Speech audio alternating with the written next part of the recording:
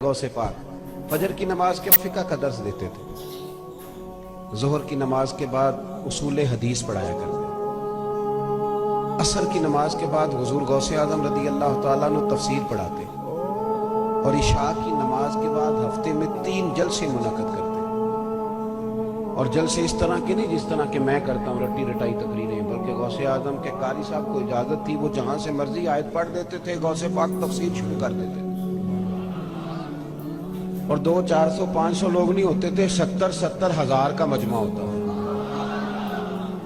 इधर देखना, अब हफ्ते में 3 जलसे भी हुए, मसरूफियत फजर से शुरू हुई और इसके दरमियान गौसे पाक का मदरसा था।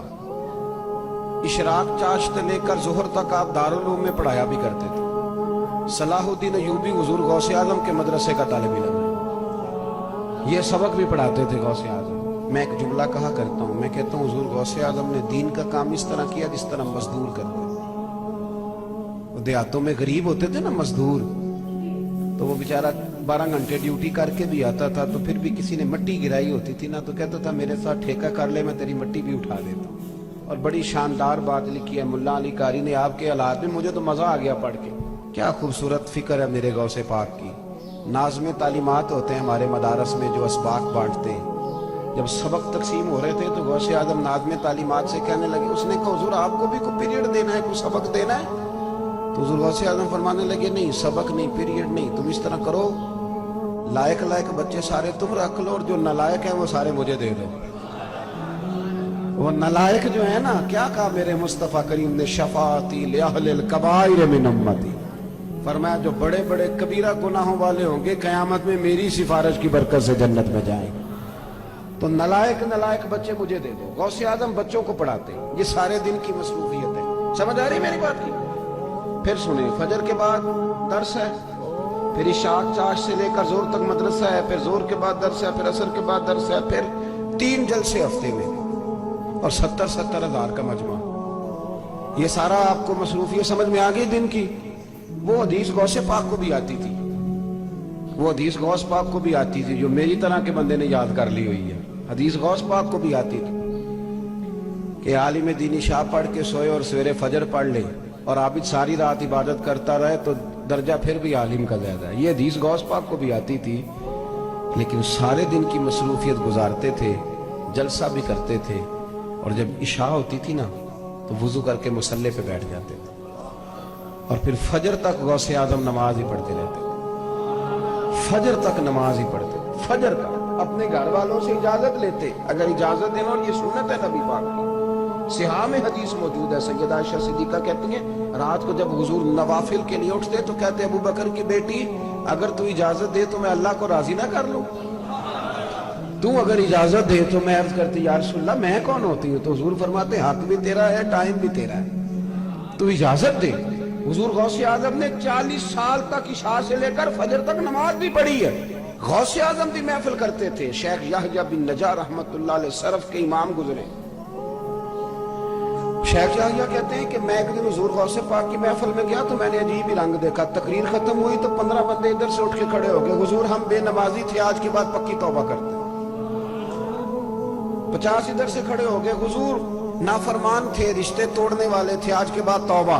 10 इधर से खड़े हो गए। कहते मैं बड़ा हैरान हुआ, मैं ना घर आया, हर बंदे का अपना अपना मिजाज है ना, हर बंदा अजीब अंदाज में सोचता है। कहते मेरा भी अजीब अंदाज था, मंतकी फलसी सरफी नहवी आदमी था। मैं घर आया तो सोचने लगा कि कितने को बंदों ने तौबा की होगी आज।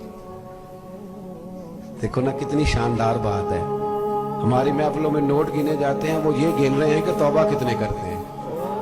फरमाने लगे कि मैं ना सोचने लगा कितने के बंदों ने तौबा की हो। फिर मेरे दिल में ख्याल आया कि यह परेशानी वाली क्या बात है, कल जाएंगे तो गिन लेंगे।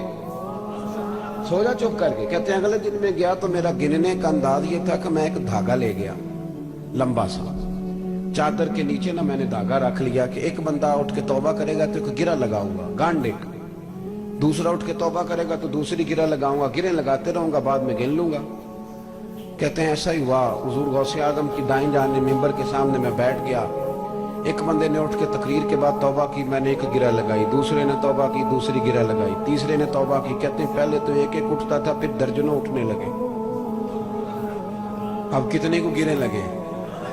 فرماتے میں پہلے بندے گنتا، پھر غوث اعظم کی تقریر، پھر میں اپنے دھاگے پہ توجہ دیتا۔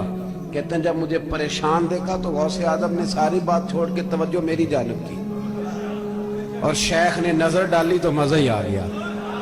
فرماتے ہیں حضور غوث اعظم فرمانے لگے یحییٰ میں دلوں کی گرہیں کھولتا جاتا ہوں، تو لگاتا جاتا ہے، میں گرہیں کھول رہا ہوں، تو لگا رہا ہے۔ اور پھر فرمانے لگے یہ عبد القادر کی وجہ سے توبہ نہیں کر رہے، یہ اللہ کے فضل سے کر رہے ہیں، اور اللہ کا فضل گنا نہیں جا سکتا، رب کا فضل شمار۔ یہ غوث اعظم کا طریقہ۔ ہم بھی نا مشورہ نہیں دیتے کسی کو، ہم کہتے ہیں او جی مولوی صحیح گل ہی نہیں دستے۔ بھئی نبی پاک صلی اللہ علیہ وسلم نے تو سب کی ڈیوٹی لگائی، بلیغوا انی ولو آیا، تو آپ بتا دیں صحیح بات۔ کتنے لوگوں کو مسجد میں لائے ہو، نمازی کتنوں کو بنایا ہے؟ کتنے لوگوں کو کہا یار ایک پروگرام نہ بنائیں کہ شام کو کسی قاری صاحب کے پاس بیٹھے قرآن پاک ٹھیک کر لیں؟ کتنے یاروں کو ہم نے ڈرائیونگ سکھائی ہے، لیکن کسی کو قرآن بھی تو سکھا دینا چاہیے تھا نا۔ کتنے ہیں جنہیں واٹس ایپ چلانا ہم نے سکھایا ہے، تو کسی کو رسول اللہ کی نعت بھی سکھا دینی چاہیے تھی۔ یہ فریضہ سر انجام دے نا، اس طرف بھی تو لوگوں کا رجحان لائیں نا۔ اگر ہم مل کے دوستوں کو لے جا سکتے ہیں کرکٹ کے گراؤنڈ میں کہ پہلے وہاں میچ دیکھیں گے پھر کٹھے کھانا کھائیں گے، تو اگر یہ سارے کام ہو سکتے ہیں تو پھر مسجد بھی کٹھے جا ہی سکتے ہیں، پھر محفل میں بھی کٹھے۔ تیسرا پہلو حضور غوث اعظم کی زندگی کا بیان کر کے میں بات سمیٹتا ہوں۔ غوث اعظم میں نا غریب پروری بہت زیادہ تھی۔ غریب کا نا استحصال اس طرح کا ہوا ہے کہ غریب نے بھی کئی جگہوں پہ وقار رکھنا اپنا چھوڑ دیا، کیونکہ وہ سمجھتا ہے شاید میں تیسرے درجے کا کوئی انسان ہوں، اس لیے کہ ہم نے غریب کو پیسے تو دیے ہیں، مدد تو کی ہے، پر اس کو عزت نہیں دی، وقار نہیں دیا۔ تو معاشرے میں بہت سارے لوگ ایسے ہیں جنہوں نے سمجھا ہے کہ ہم اس معاشرے کا حصہ ہی نہیں، بالکل کٹ گئے، اور کچھ لوگوں کے بارے میں ان کے دلوں میں نفرت آ گئی۔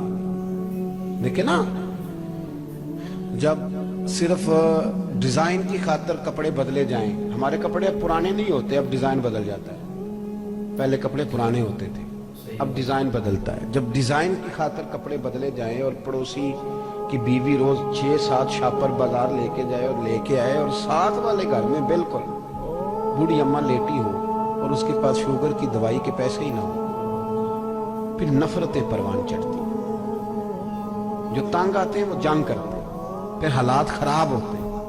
حضور غوث پاک رضی اللہ تعالیٰ عنہ نے نا اس بات کا بہت سختی کے ساتھ خیال رکھا، بڑی سختی کے ساتھ۔